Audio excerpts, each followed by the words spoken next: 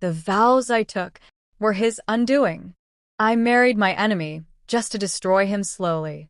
My name is Alyssa Monroe, and today, I will tell you a story about marriage, betrayal, and a revenge crafted with the patience of a saint and the precision of a surgeon. A story of how I married the man who destroyed my family, only to slowly dismantle everything he ever valued, piece by calculated piece. This isn't just revenge. This is poetic justice wrapped in wedding lace. Before I continue, please subscribe to my channel to see more interesting stories. Thank you. The night my father died, I learned one truth. Monsters don't hide under beds. They wear suits, sign contracts, and smile for cameras. It was 9:47 p.m. in Chicago when the call came. My father's business, Monroe Logistics, had been ambushed by a fraudulent takeover.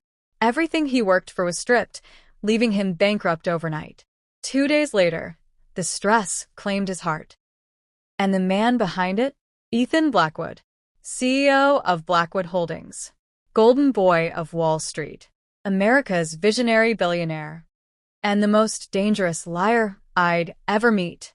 At his press conference, Ethan said, "Business is war. Some people lose." He smiled while saying it. That was the first time I saw his face. That smile stayed burned into my memory. At the funeral, I made a vow, not to forgive, not to heal, but to destroy Ethan Blackwood with the same elegance he used to destroy us.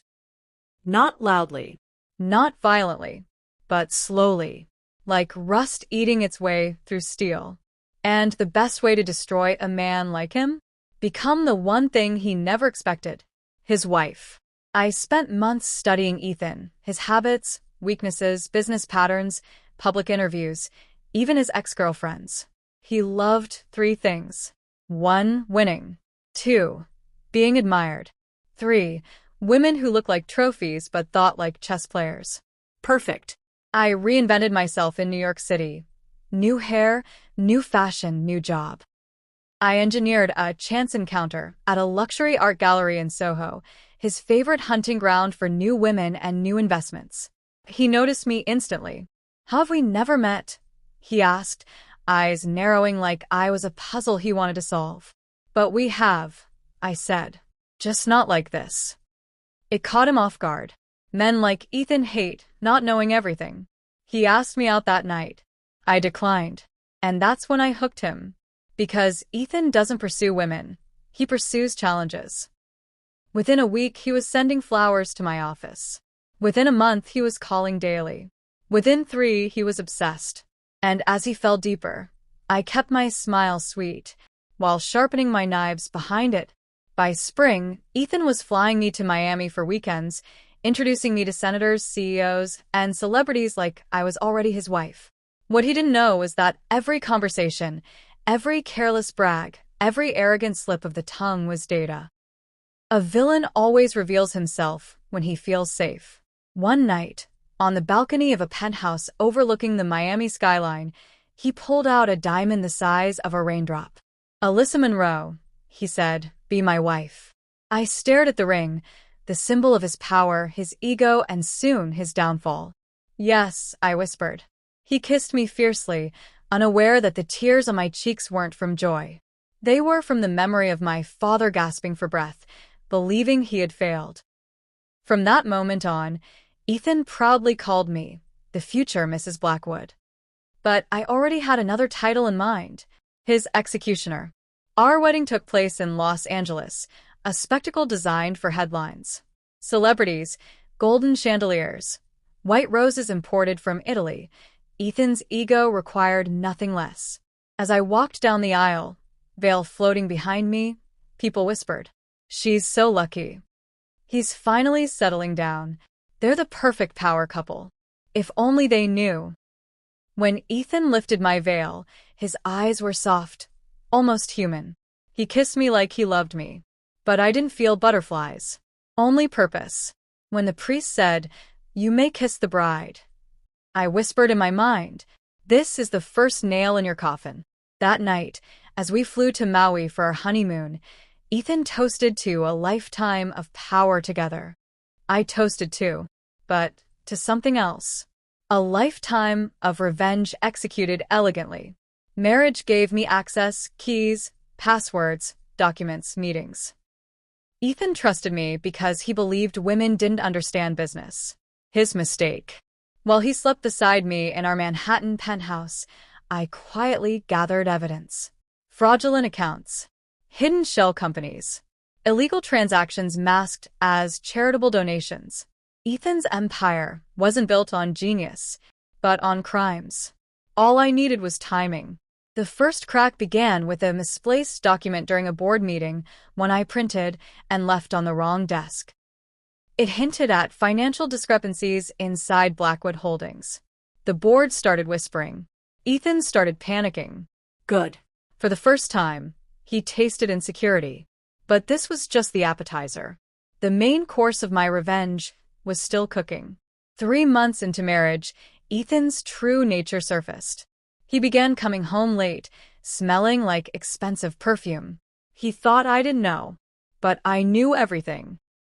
Her name was Sabrina, a 25-year-old model in Las Vegas, the kind of woman Ethan used whenever he needed to feel powerful. Instead of reacting, I played the perfect wife, making breakfast, smiling at dinners, attending galas on his arm. My calmness unsettled him more than any accusation. One night, he left his phone unlocked on the counter. Not a mistake. He believed I was too obedient to check. I opened it. Their messages were disgusting. Empty. Shallow. Yet perfect for my plans. I screenshotted everything. Not to confront him. No. To ensure that when I finally moved, Ethan would lose not just his empire, but also his reputation, allies, and public image. Slow destruction is an art, and I intended to paint a masterpiece. Ethan's business partner, Lucas Grant, was brilliant, loyal, and secretly resentful. I saw the way Lucas looked at Ethan, admiration mixed with bitterness. So I found Lucas's weak point, his desire to replace Ethan someday. During a charity gala in Washington, D.C., I approached Lucas casually. "I worry about Ethan," I said quietly. Lucas straightened, curious. "He's distracted, careless," I added. "People are starting to notice." Lucas's eyes darkened. Hook set. Over the next weeks, I fed him pieces of information, small inconsistencies Ethan overlooked, questionable decisions, hints of an affair. Lucas began doubting him. And doubt is the poison that destroys partnerships. Ethan didn't know it, but the person who could have saved him was already slipping through my fingers. Revenge is easier when the target is evil, but Ethan made it effortless. One evening, after a tense board meeting, Ethan burst into our penthouse furious. He accused me of embarrassing him by asking too many questions during a presentation. I calmly explained that I was helping. He slapped me hard. The world went silent. I looked at him, really looked at him, and felt no fear. Just confirmation. He was exactly the monster I knew he was. He apologized the next morning with diamonds and empty promises. I accepted both. But in my mind, the final switch had been flipped. Now, it wasn't just revenge. It was justice. Ethan's paranoia grew after the slap. He checked his phone obsessively, questioned my whereabouts, blamed employees for mistakes he'd made. Perfect. I amplified it. I'd move documents, subtly change calendar schedules, forward anonymous emails to him with vague warnings like, "Someone inside is betraying you." He started firing people. Productivity dropped. Shareholders complained. And Ethan? He spiraled. He searched for enemies everywhere except where I stood. Right beside him, smiling sweetly. During a high-profile conference in Dallas, I approached a well-known journalist, Melissa Hart, pretending to be drunk. "You didn't hear this from me," I whispered. Melissa leaned in instantly. "Something big is coming. Something involving Blackwood Holdings. Keep your eyes open." I stumbled away before she could ask more. Journalists love mysteries. Within 24 hours, rumors were spreading across financial circles. Ethan felt the pressure. Investors demanded explanations. And me? I simply rubbed his shoulders and said, "You're overthinking it." He wasn't. The trap was tightening. Ethan reused his passwords everywhere. Same combination. Same arrogance. One night, he fell asleep exhausted from stress. I unlocked his laptop easily. Inside his hidden folder, labeled Personal, I found the gold mine. Offshore accounts, bribery records, insider trading files, and proof that he orchestrated the takeover that destroyed my father. I downloaded everything onto a flash drive. My hands shook, not with fear, but with victory. With this evidence, I could end him permanently. But not yet. A masterpiece isn't rushed. The more unstable Ethan became, the more perfect I appeared. People adored me. I volunteered at children's hospitals in Houston, attended charity events, and became the heart of the Blackwood Empire. Social media called me America's sweetheart CEO wife. Paparazzi photographed me hugging kids, planting trees, laughing with elderly veterans. Behind that smile, I was tightening a noose. The world loved me. Soon they would hate him. At the end of every quarter, Ethan signed dozens of documents without reading. During one of his careless signing sprees, I slipped in an authorization paper, subtle, disguised, and legally binding. It granted me limited access to select corporate accounts.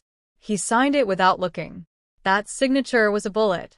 With it, I could trace every illegal transaction and transfer copies directly to the right government agencies when the time came. Ethan had handed me the gun. He just didn't know it yet. Remember Lucas? The bitter partner? I invited him for coffee in Seattle, far from prying eyes. Ethan is hiding things from you, I said, handing him a harmless, but real, financial discrepancy report. Lucas paled. If the board sees this. They won't, I said, leaning in. Not yet. But you deserve to know the truth. Lucas stared at me, torn between loyalty and ambition. I gave him a choice. Protect a sinking ship, or become the new captain. He didn't answer that day. But he would. Ethan began drinking heavily. He shouted at staff, broke glass, punched walls. He accused me of cheating, projection, of course. One night in our penthouse overlooking Central Park, he hit me again. But this time, I recorded it. Not for sympathy, not for court, but for the public. Because when a man loses his image, he loses everything. This was the final piece I needed to time the collapse. And the collapse was near. Late one night, Lucas called my private number. We need to talk. Now. We met in a quiet cafe in Boston. I've checked everything you hinted at, he said. Alyssa, Ethan is committing crimes that could take down the company. I nodded. He'll drag you down with him, I whispered. Unless someone intervenes. Lucas exhaled sharply. What do you want from me? Just your silence, I said. Until the very end. He agreed. The throne Ethan protected so fiercely now had someone else waiting to sit on it. I mailed copies of minor financial inconsistencies to regulatory departments in Chicago, New York, and D.C. Not the big crimes. Not yet. Small ones first, just enough to trigger audits, raise eyebrows, tighten the pressure. Ethan panicked when he received official notices. He blamed employees, lawyers, even Lucas. Never me. He clung to me, crying some nights, saying, I think someone's after me. I held him gently, whispering, they'll never get you. And that was the only lie I told with genuine satisfaction. I anonymously sent screenshots of Ethan's chats with Sabrina to a major gossip blog in Los Angeles. The headline blew up. Billionaire Ethan Blackwood cheating on his perfect wife. Sabrina tried denying it, but the screenshots were too detailed. The public began turning against Ethan. I played the devastated wife in interviews. I love my husband. I'm praying for our marriage. America fell harder in love with me. And Ethan? His approval rating tanked like a stone. One more domino ready to fall. 2 months later, multiple federal agencies began auditing Blackwood Holdings simultaneously. Ethan broke down. These people want to destroy me, he screamed. He didn't know the truth. He had already destroyed himself years ago. I simply revealed it. He begged me to stand by him. I promised I would. And I did. standing by him while I watched him burn. At a tension-filled board meeting in New York, shareholders demanded answers. Lucas stood up. "What Alyssa warned me about is real," he said. "Ethan has compromised this company." Ethan's jaw dropped. "Alyssa," he repeated slowly. He looked at me, betrayal flooding his face. I lowered my eyes like a wounded wife. The board voted unanimously to suspend him pending investigation. Lucas was named interim CEO. The empire Ethan built was slipping through his fingers. That night, Ethan confronted me. "Are you behind this?" For the first time, I didn't lie. "I've been behind you," I said softly, "watching you destroy everything good. What did I ever do to you?" I handed him an old photo. My father. His press conference. The date of his takeover. Recognition struck him like lightning. "That was your father?" "That is the man you killed," I corrected. "And now you finally know who I am." He collapsed to his knees. It was the first time I saw Ethan Blackwood afraid. At dawn, I sent the full set of evidence, offshore accounts, fraud, embezzlement, bribery, to federal investigators, regulatory agencies, and 3 major news outlets. Within hours, headlines exploded nationwide. Billionaire Ethan Blackwood accused of massive corporate fraud. Whistleblowers reveal decade of crimes. Stock markets froze. Investors fled. Reporters camped outside our penthouse. Ethan screamed, cried, begged me to run with him. I stood calmly by the window, watching Manhattan wake up. "You should get dressed," I told him. "The police will be here soon." The FBI arrived at noon. Cameras flashed wildly as Ethan was escorted out in handcuffs. He looked back at me, eyes filled with disbelief. "You married me to destroy me?" I smiled politely and said loud enough for cameras. No. "I married you hoping to heal you, but you destroyed yourself." America instantly crowned me the brave, heartbroken wife. Ethan Blackwood was officially finished. With Ethan imprisoned awaiting trial, I filed for divorce in San Francisco. Because of the prenup he forced me to sign, one I revised without him noticing, I was entitled to 30% of his remaining legal assets, multiple real estate properties, a significant share of Blackwood holdings now under Lucas. Court analysts called it the cleanest strategic divorce in billionaire history. I didn't take revenge through violence. I took it through law, logic, patience, and poetic precision. Exactly how my father raised me. A year later, I visited Ethan in prison. He looked nothing like the powerful man I married. He was thinner, hollow, broken. "Why did you come?" he whispered. "For closure," I said. He swallowed hard. "Did you ever love me?" I leaned in. I loved my father. Everything I did was for him. And now, I stood up slowly. "Now, Ethan, my revenge is complete." As I walked away, he called out, "Alyssa, please don't leave me here." I paused at the door. "You left my father in a worse place," I said softly. And then, for the final blow, the poetic justice. "I didn't destroy you, Ethan. I simply showed the world who you truly were. And that was enough." I walked out of that prison into sunlight, into freedom, into peace, knowing that I had rewritten the end of my family's story. And this time, the villain paid the price. If you ever face betrayal, remember, revenge doesn't need to be loud. It doesn't need to be violent. Sometimes the sweetest justice is simply revealing the truth. I am Alyssa Monroe, and this was the story of how I married my enemy.